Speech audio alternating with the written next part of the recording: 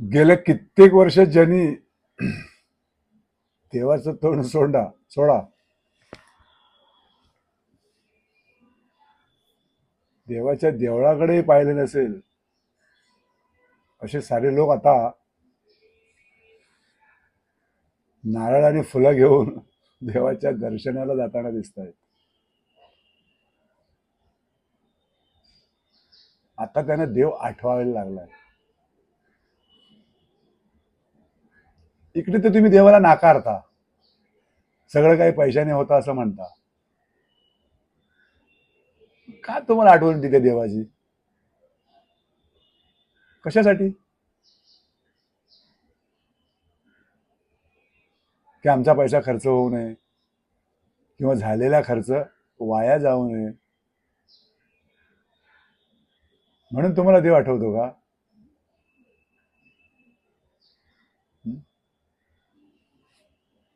कारण जर तुम्ही कार्य चांगलं केलं असेल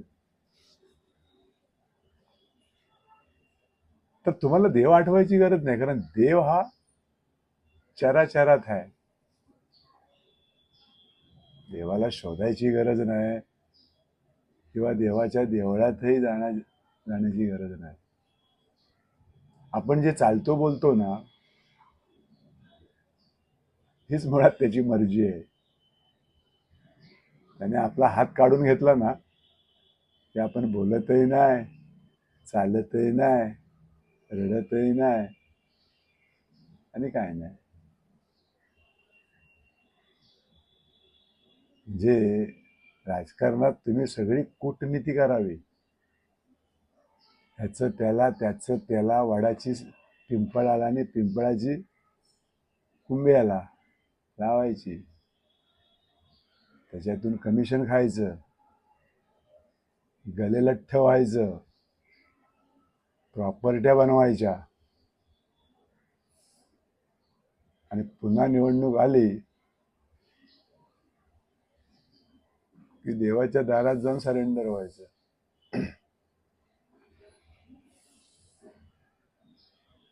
मुद्दा काय आहे? आपला जो मतदार आहे ना, हाच आता मुळात चमत्कारी व्हायला लागलाय. कुठे 500, कुठे 1000, कुठे 2000, कुठे 5000 एवढे घेतले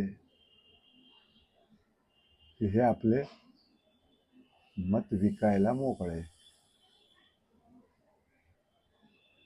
अरे 2-5 हजार घेऊन तुम्ही मग कुठल्या विकासाची अपेक्षा करणार? तो तुम्हाला हक्क राहतो का? आमचं हे काम करा, आमचं ते काम करा. आणि मुळात निवडून आलेला उमेदवार तुमचा ऐकतो का? मी तर माझ्या डोळ्यांनी पाहिलेल्या या गोष्टी आहेत. काय रे, कसल्यापेक्षा करतो कामाची? त्यावेळी पैसे घेतले होतेस ना, अशी तरा. मग लबाड कोण आहे, उमेदवार का मतदार? माझ्या हिशेबी मतदारच लबाड आहे. टोळक्या टोळक्यात बसायचं, पार्ट्या करायच्या, 4-8 दिवस त्यांच्या पैशावर मजा मारायची, आपलं सर्वस्व आपल्या हाताने लुटून द्यायचं, पुन्हा बोंब मारायला मोकळेच. जेवढं हल्ली व्हायला काय लागलाय, सज्जन माणसं ना राजकारणापासून दुरावत चालले आहेत. तसा सहकारी सुद्धा सज्जन माणसाचा टिकाव लागू देत नाहीत. कारण 99 चोर आणि 1 साव असेल तर ते एका सावाला जगू देतील? आणि मुद्दा महत्वाचा काय राहतो उमेदवाराचा? जर तुम्ही कामच केली आहेत 5 वर्षात 10 वर्षात जर तुम्ही कामच केले तर मग तुम्हाला पैसे वाटावे का लागत आहेत? त्याच्यामुळे होतंय काय, ज्याच्याकडे पैसा तो उमेदवार. पक्ष सुद्धा मोठ्या तोंडाने सांगतात आम्ही निवडून येण्याची क्षमता बघतो आणि अशा माणसांना तिकीट देतो. पक्षाचं सुद्धा बरं आहे ना, तो पैसा खर्च करेल. तो निवडून येईलच. तो जनतेला काय देईल ना देईल, पण त्याने तिकीट दिलंय त्याची व्यवस्था करेल. आजकालचं हे असं राजकारण आहे.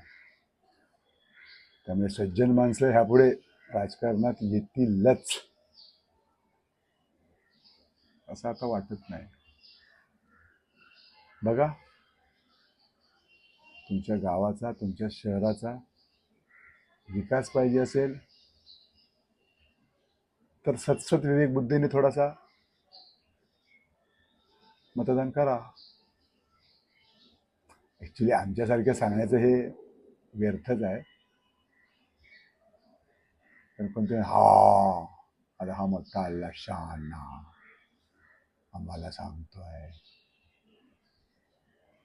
माझ्या सांगण्याचा हे असा हे नाही की तुम्ही, पण तुम्हाला तुमचं भविष्य घडवायचं आहे का बिघडवायचं आहे हे तरी मुळात हातात तुमच्याच आहे. उगाच तुम्ही कोणाला दोष देण्यात काहीच अर्थ नाहीये. तुम्ही जर शेपाशीवर पाणी सोडाल ना तर तुम्हाला ज्वलंत विकास दिसेल. आता या मुंबई महानगरपालिकेत सुद्धा खूप खूप चांगले उमेदवार आहेत, पण बिचाऱ्यांकडे पैसा नाही. निवडून येतील याची त्यांची शक्यताच नाही. कारण धनदानग्याने पैसा पेरल्यावर हे सगळे चोर कंपनी त्याच्याच मागे लागणार. तुम्ही जरी रक्त ओकून सांगितलं ना मी अमुक करेन तमुक करेन, तुमच्याकडे कोणी लक्ष देणार नाही. कारण बऱ्याचशा लोकांना आजची पडली आहे, मला काय मिळत आहे त्याच्यावर सगळं अवलंबलेलं आहे. पण तरी सुद्धा चांगल्या लोकांनी यायला लागेल राजकारणात. आज जो राजकारणाचा भट्ट्या बोल झालाय ना ते अशा वृत्तीने झाला, आणि त्याला सर्वस्वी मतदार जबाबदार आहे, सर्वस्वी. आणि नंतर हेच नेते लोक तुम्हाला गृहीत धरतात. त्याला माहिती आहे, अरे तुकडे फेकले की कुत्री जमा होणार. ऍक्च्युली तो शब्द वापरला तर त्या प्राण्याचा अपमान आहे. तो त्याच्यापेक्षाही गयगुजरे मतदार झाले आहेत. पण काय करणार, वाटलं बोलावं म्हणून बोललो, इतकंच ते, बाकी काहीच नाही. किती किती विषय आहेत आणि किती किती बोलायचं. बरं, एवढं बोलून सुद्धा काय फरक पडणार आहे का? तर ह्या राजकारण्यांची कोटी कोटी उड्डाणं आहे.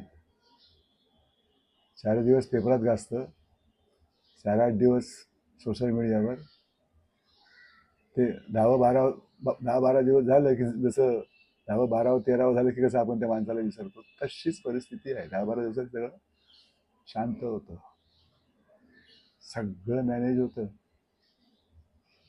सगळ्यात जास्त भीती या देशाला हीच आहे, आजच्या तारखेला सगळंच सर्वोच्च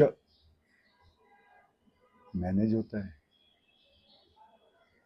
भविष्यकाळ भयावह दिसतोय आता, कठीण आहे. बघा, विचार करा. हे सगळं आपल्या हातात आहे. कोणाला वर धाडायचं आणि कोणाला गाडायचं, एकदा विचार तर करून बघा, मग बघू पुढचं पुढे.